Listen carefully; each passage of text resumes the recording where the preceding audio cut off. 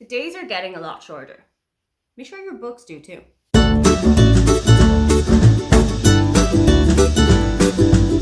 Hi, welcome, come on in. My name is Aoife and today I am giving you some shorter book recommendations. If you feel like you don't have a whole lot of time to get through a full novel, or your attention span is not the same way that it used to be since you discovered what TikTok does, maybe what might kick you back into gear is a couple of shorter books that you can just speed through in like a half an hour or in an evening or on your commute to work. My first recommendation is Crying in H Mart by Michelle Zauner. This is such a stunning non-fiction memoir about Michelle's relationship with her mother and her Korean heritage. Michelle's mother is diagnosed with breast cancer at the beginning of the book, and she does lose her life to breast cancer throughout the book. So you are shown a whole lot of kind of Korean customs and Korean traditions when it comes to death, when it comes to illness, when it comes to bereavement.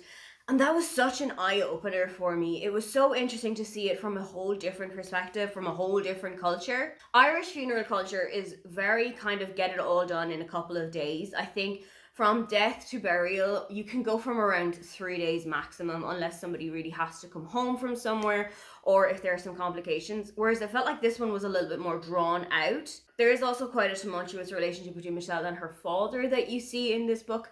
And you also see Michelle kind of struggling with her Korean heritage as a whole, not really knowing where she stands in the idea of people being Korean American, as she's never really experienced Korea until the end of her mother's life when they all went on a family trip together.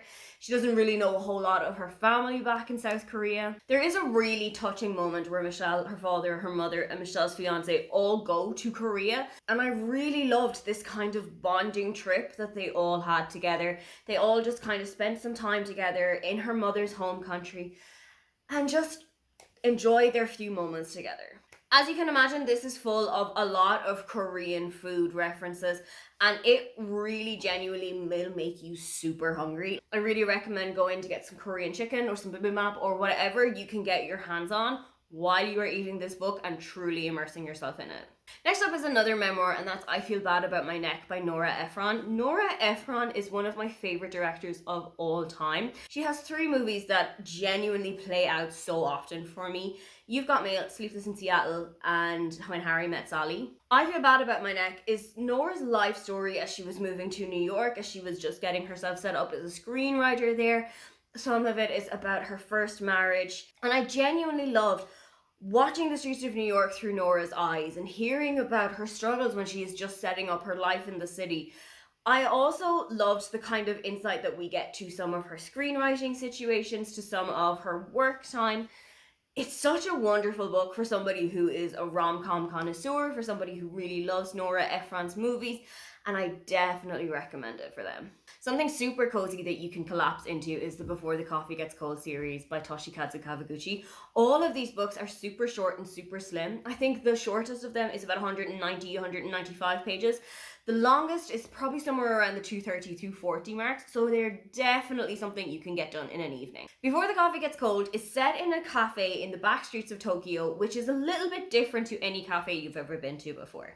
When you come in, you can order a cup of coffee, and when a specific seat in the coffee shop is empty, which only happens once a day for a really short window of time, you can go and sit there, and you can travel in time to visit somebody who has already been to the cafe that you need to kind of sort something out with. Maybe you need to tell them some news, or maybe you need to say goodbye to them, or maybe it's somebody from the future that you're never going to meet.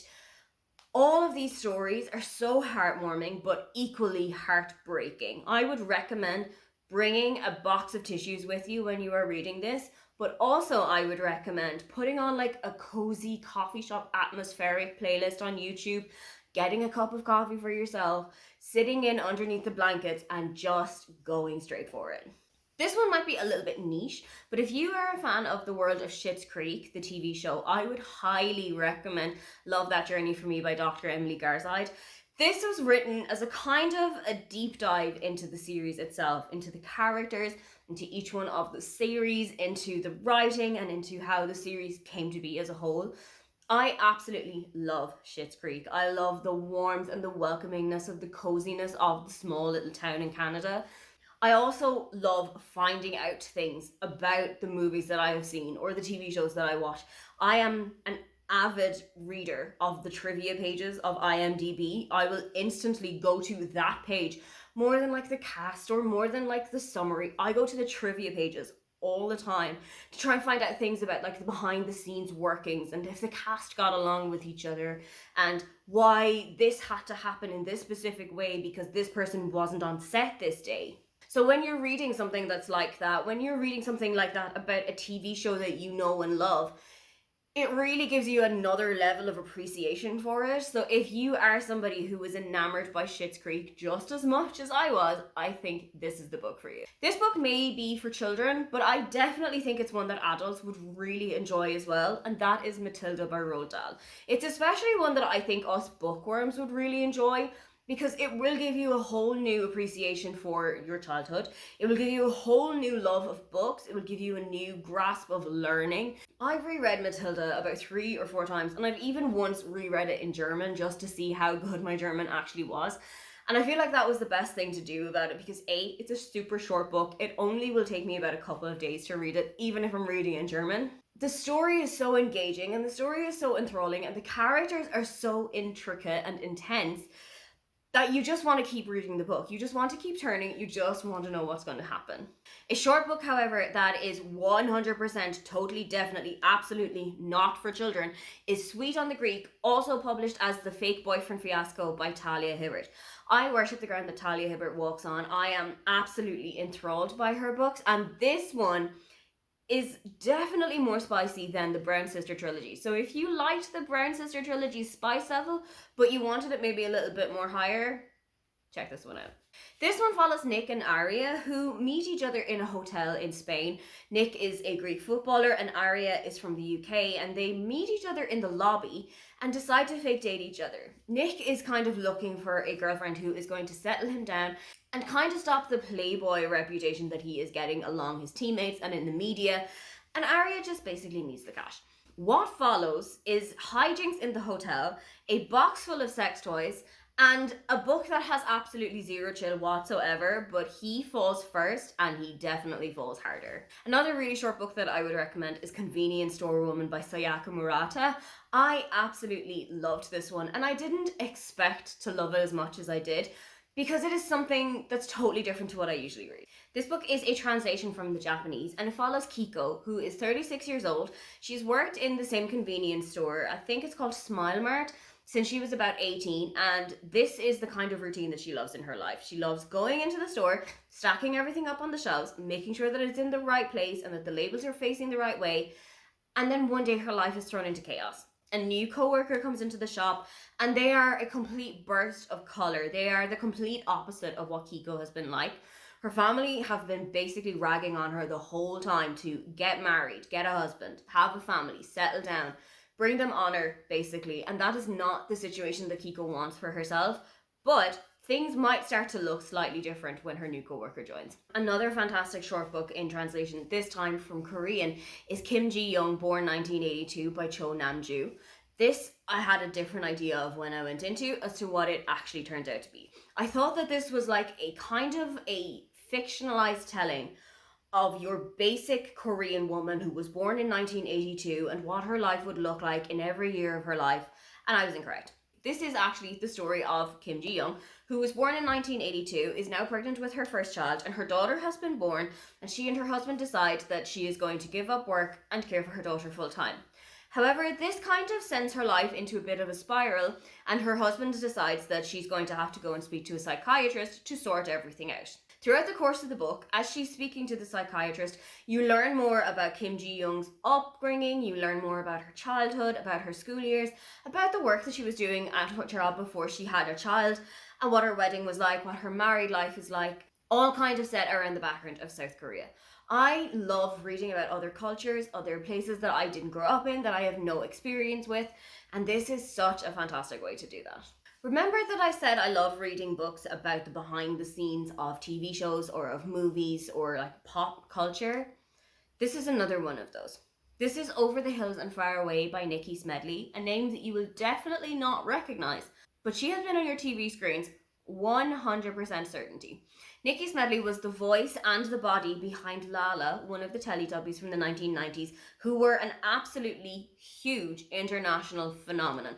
I don't think there was a home that had children in it in the 1990s or early noughties that didn't have at least one piece of Teletubbies merchandise or them constantly on the TV all around the clock. And I know this because I lived in such a household. Nikki takes you through the audition process to becoming one of the Teletubbies, what it was like to film it in a little tiny village, I think it was either in Northamptonshire or Norfolk, and having to live there for a couple of months while they were filming back to back, the kind of aggro that they had with one of the original Teletubbies who was replaced, and basically what their reaction was like to the Teletubbies once the show started coming out, when it started getting notoriety, not just in the UK but abroad, and things that they had never expected to have happen to them. I absolutely loved this. It didn't take away any of the magic from the Teletubbies. In fact, it actually added to it a little bit more for me. And I just escaped into this book so much. I genuinely think if you are somebody whose house was overrun by Teletubbies in the 90s, this is one that you should go and pick up. Finally, I have not one but 3 recommendations, all from the same author. And again, these are all translated, except this time they are translated from Swedish. The author is Frederick Bachmann, and the books are The Deal of a Lifetime, Things My Son Needs to Know About the World, and Every Morning the Way Home Gets Longer and Longer. The Deal of a Lifetime is set around Christmas. It is set in the wards of a hospital. One of the characters in it is kind of close to the end of their life, and they're looking back over their life story, telling it to a couple of visitors who have come in to see them, and basically making a deal with God to take them instead of somebody else. Things My Son Needs to Know About the World is a non-fiction book by Frederick Bachmann, basically telling his son things that he needs to know about how to survive in IKEA, about how to have a communicative relationship and an argument with their future partner. I really enjoyed this one. I think it's one that every new parent would really get something out of. And Every Morning the Way Home Gets Longer and Longer is about a grandfather who has a little walk with his grandson every morning, except the grandfather is sinking deeper and deeper into dementia and doesn't exactly know things as well as he did anymore. Those are some of the short books that I have absolutely loved. Are there any short books that you have really enjoyed and you would like to recommend to us? If you'd love to give me a comment but you can't think of anything you'd like to say, then just leave me this emoji. Don't forget to like and subscribe because I have new videos up every week. Now, get on out of here.